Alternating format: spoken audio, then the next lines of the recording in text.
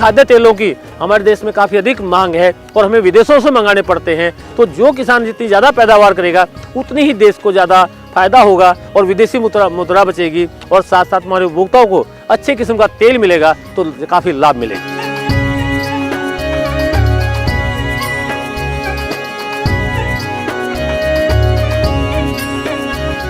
ये जो सूरजमुखी ऐसी फसल है जिसमें जो बीज लगता है, जो पैदावार आती है बीज की, वो फूल के अंदर जो बीज पड़ता है उसकी पैदावार आती है।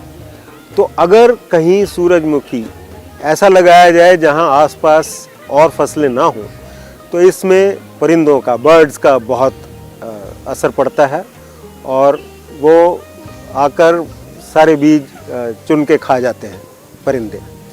तो कोशिश ये करनी चाहिए कि गांव में एक किसान, दो किसान नहीं बल्कि 10-20 किसान मिल के लगाएं ताकि परिंदों के असर से कम हो। एक तो ये बड़ा आवश्यक, क्योंकि अगर अकेली फसल होगी तो उसमें खेत में बहुत नुकसान हो जाएगा परिंदों से। इसको पक्षी बड़े चाव से खाते हैं, तो जब भी आप सूरजमुखी की खेती करें तो एक आध एकड़ ना लगाएं, बल्कि जितना बड़ा एरिया में लगाएंगे उतना ही पक्षियों का नुकसान कम होगा और पक्षियों को आपको फसल को बचाना होगा। सूरजमुखी की फसल में नीलगाय का प्रकोप भी होता है, तो उसका भी आपको विशेष ध्यान रखना है। इसमें एक बीमारी आती है डाउनी मिल्ड्यू की, उसके लिए एक रेडोमिल दवाई है, उसका उपचार करना ज़रूर है। डाउनी मिल्ड्यू जो है उससे पत्तों में नसें उभर के आ जाती हैं, तो उसका उपचार बीज के समय कर लें, ये आवश्यक है ताकि बीमारी आए ही नहीं। परंतु ये भी देखना चाहिए कि हम बगैर बात कोई केमिकल प्रयोग ना करें। तो अगर बीमारी नहीं आती है, किसी ऐसे एरिया में आप उगा रहे हैं जहाँ बीमारी नहीं आती है, तो इसका उपचार ना भी किया जाए तो भी चल जाता है, और अगर आए तो बाद में भी उसका उपचार किया जा सकता है। सूरजमुखी यदि आप वसंत ऋतु में, इस समय जायद सीज़न में, समर स्प्रिंग में ले रहे हैं, तो इस समय पानी का ध्यान रखना बहुत आवश्यक है, क्योंकि पानी की कमी से पौधा बढ़ नहीं पाएगा, इसका फूल देर से आएगा, और जब गर्मी ज़्यादा हो जाती है तो बीज भी छोटा रह जाता है, उसके अंदर तेल की मात्रा कम रह जाती है, तो काफ़ी नुकसान होता है, बाज़ार का भाव भी पूरा नहीं मिल पाता। इसलिए पानी का प्रबंधन आवश्यक है।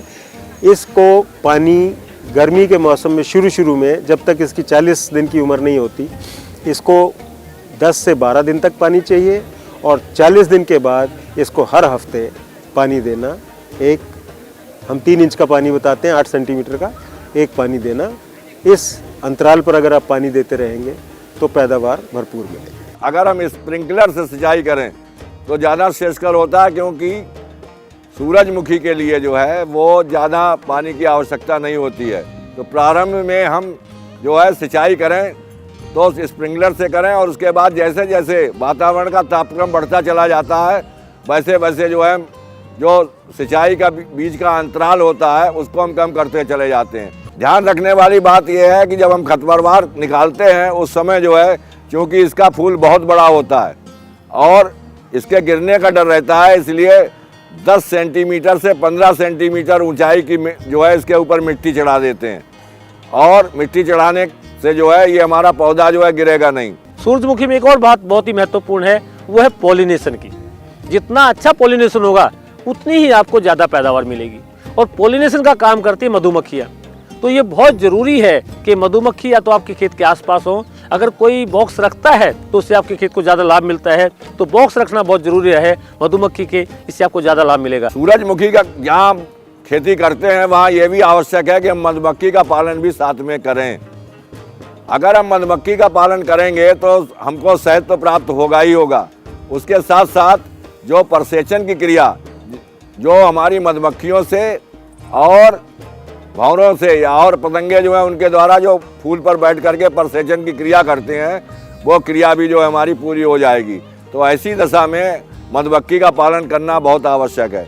यदि हम देखते हैं कि खेत में हमारे जो है कीड़े नहीं हैं, पतंगे कम हैं, तो ऐसी दशा में जो है हम प्रसेचन कृत्रिम रूप से करते हैं। तो कृत्रिम रूप से प्रसेचन करने के लिए ये आवश्यक है कि हाथ में सबसे पहले हम दस्ताने पहन लें, और दस्ताने जो हैं वो रुएदार होने चाहिए। तो हम खेत में सुबह 7 बजे या 7:30 बजे के करीब सुबह जो है हम खेत में पहुँचें, और पहुंचने के बाद वहाँ पर हम देखें कि फूल हमारा जो खिला हुआ है तो उस पर जो है हम वो रुएदार जो हमारा ग्लोव्स जो हमने पहन रखा है उसको हम घड़ी, जिस तरीके से घड़ी आकार में चलती है उसी आकार से बाहर की तरफ से जो है हम उसको हाथ को उसके ऊपर चलाते हैं और उसको चलाते समय इस बात का ध्यान रखें कि ज़्यादा दबाव देने की आवश्यकता नहीं है। अब उसको जब हम चलाते हैं तो ऊपर से चलाते हुए भीतर तक चले आते हैं। इस तरीके से जो है परसेचन की क्रिया हमारी पूरी हो जाती है और जो है हमारा जो है दाना जो है अच्छा खासा जो है उसमें पड़ जाता है और पैदावार हमको बहुत अच्छी मिल जाती है। सूरजमुखी का तेल जल्दी खराब होने वाला होता है। अगर बीज में से तेल समय पर ना निकाला गया तो बीज से जो तेल निकलेगा वो ख़राब हो जाएगा। आमतौर पर फसल काट के बीज में से तेल 2 से 4 महीने के अंदर निकाल लेना चाहिए। 4 महीने के बाद इसका तेल ख़राब हो जाता है। तो जहां आप इसको फसल को उगा रहे हैं अपने बाज़ार और अपने प्रयोग के हिसाब से इन बातों का ध्यान अवश्य रखें। देखिए ग्रीन टीवी यूट्यूब पर भी, बस सब्सक्राइब करें और बेल आइकन दबाएं।